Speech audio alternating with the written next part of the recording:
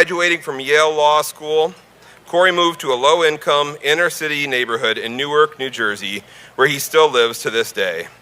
He was working as a tenant advocate holding slumlords accountable when he was asked by his community to step up and run for the city council. In 2013, Cory became the fourth ever African-American elected to the U.S. Senate. Since then, he's worked to achieve some of the most significant progressive victories in recent memory.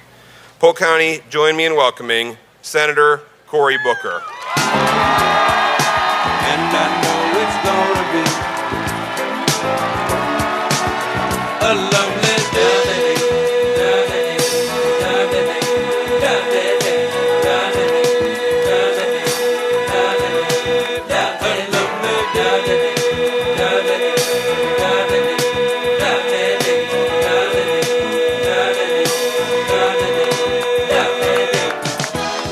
When the day that lies ahead. Hello, Iowa! I cannot tell you what it means to be here in Polk County. I can't tell you what it means to be back here in Des Moines. Now, some of you might not know this, but this big, bald, black guy from Jersey, my roots are right here in Des Moines. My grandmother was born and raised in this state right here in Des Moines. And this is what I know. It was my family in crisis, my grandmother's grandmother, that was a poor woman whose husband was murdered in Alabama, and her 9 children, around the turn of the century, moved up to this state. And they found a town called Buxton, Iowa. Now, like Iowa has been on LGBTQ rights, on women's rights to vote, on civil rights, this town was ahead of its time. This was a place where you saw black migrants like my great-great-grandma and white European immigrants come together in an integrated town. And they went down together in the mines, working side by side to scrape out from the earth their American dream. That is the story of America.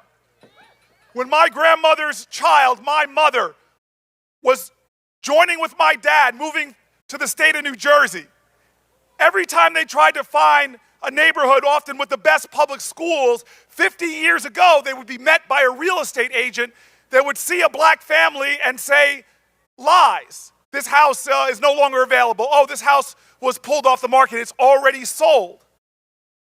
But what they found in that moment of bigotry and discrimination, they found people from that community, white folks who said, this is not who we are. We are going to stand for you. And they set up a sting operation with some incredible lawyers. I call it a conspiracy of love, where they would send my parents out to look at a house. They would be told it was sold, and the volunteer white couple would come right after them and put a bid on the home and find out the house was still for sale. In the house I grew up in, my parents were told it was sold. The white couple found out it was still for sale. They put a bid on the house. The bid was accepted. Papers were drawn up. And on the day of the closing, the white couple did not show up. My father did, and a volunteer lawyer, a white man named Marty Friedman. And they marched into that real estate agent's office, and the real estate agent didn't give up. He literally was so angry he'd been caught in this sting, in this conspiracy of love, that he gets up and punches my dad's lawyer in the face and sticks a dog on my dad. And as I was growing up in this amazing town, every time my dad would tell me this story, the dog would get bigger. Eventually, he'd be like, boy, I had to fight a pack of wolves to get you in this house. America, Iowa, this is who we are. We are not a nation of hate and discrimination. When I was growing up around this kitchen table, my parents didn't hesitate to tell me about wretchedness and discrimination and bigotry, but they always told me that that has never defined America. What has defined this country is our ability to respond to hatred with love, for us to respond to people that tried to divide us with our ability to come together and stand together and work together. I am proud to be in this election that's about many things, and the policy issues are so urgent. But this election is really a referendum of spirit.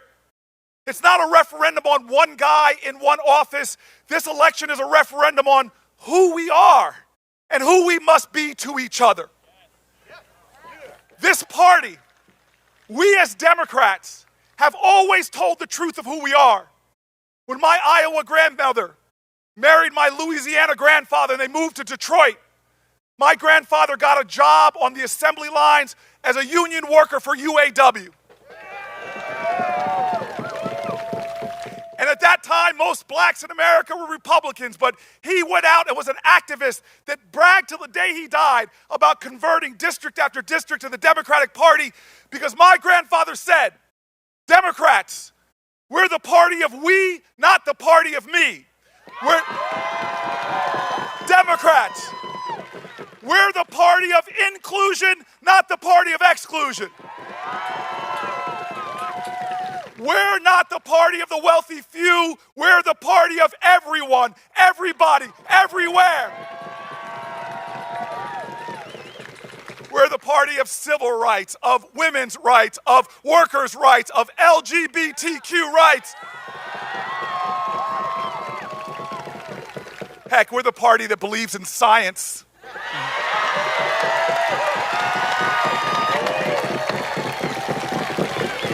And so I want you to know, I'm running because my parents taught me the ideals of rugged individualism and self-reliance. But the truth of America is that we're not here because of rugged individualism and self-reliance. We're here because of each other. We didn't get to the moon because of rugged individualism. We didn't build the Underground Railroad because of rugged individualism. We didn't beat the Nazis because of individuals. Every great gain in this nation was by patriots who brought people together, because patriotism is love of country, and you cannot love your country unless you love your fellow countrymen and women.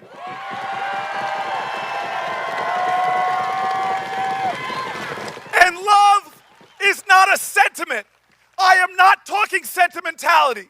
Love is struggle. Love is sacrifice. Love is service.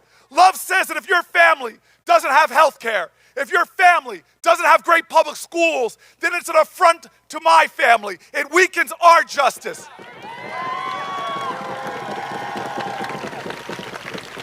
And so this election, we Democrats have to understand, we cannot define ourselves by what we're against or who we're against.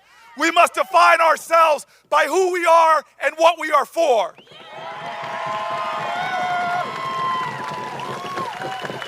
There are those who want to demean, degrade, and divide, but we in this moral moment must be the party of a revival of civic grace. We must be the party of a more courageous empathy. We must be the party of service and sacrifice and love of your neighbor and your countrymen and women.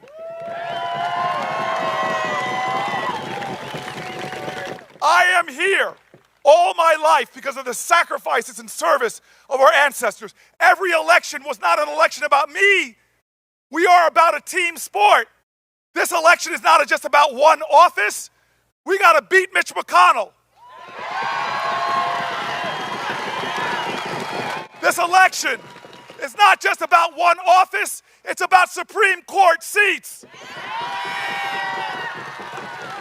This election isn't about one office. It's about state legislators. It's about governors. And so I'm going to call to you right now. I need everyone's help with my campaign, because we're not running an individual campaign. We will win this election not by dividing Democrats, but have people that unite us and bring us together. We will win this election not by showing the worst of who we are, but the best of who we are. Because we have seen tough times before.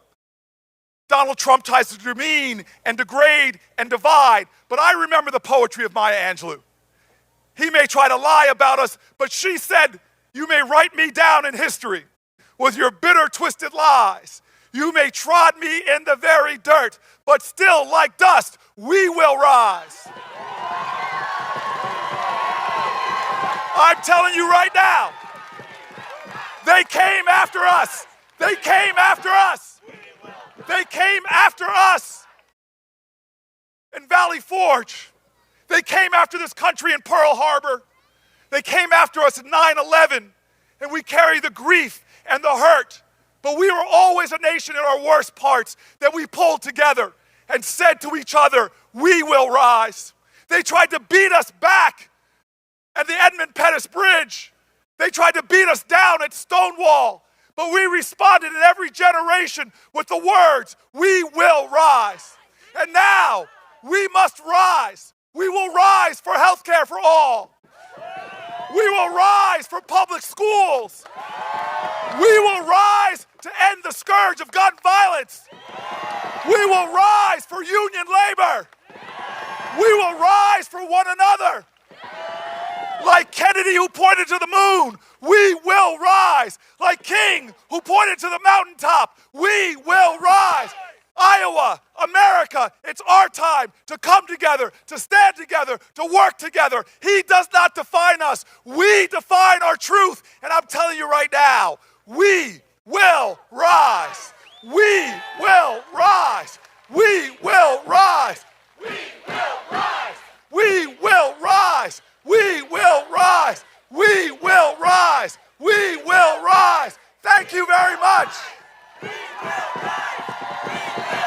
Thank you, Iowa. Thank you, America.